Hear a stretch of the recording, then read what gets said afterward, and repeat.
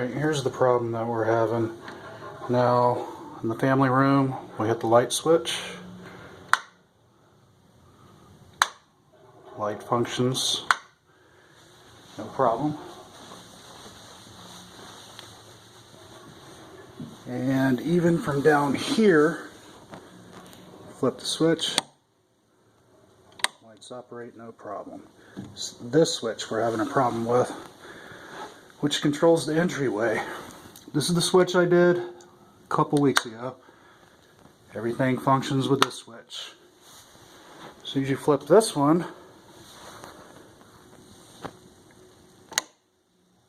that entire room goes dark.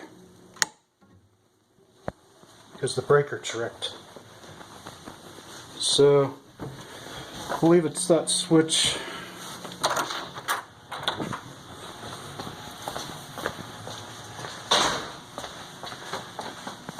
And it's tripping 17. Let's see, that's 19, 17. So it's tripping this top one here, which is family entry. So I'm going to have to replace that light switch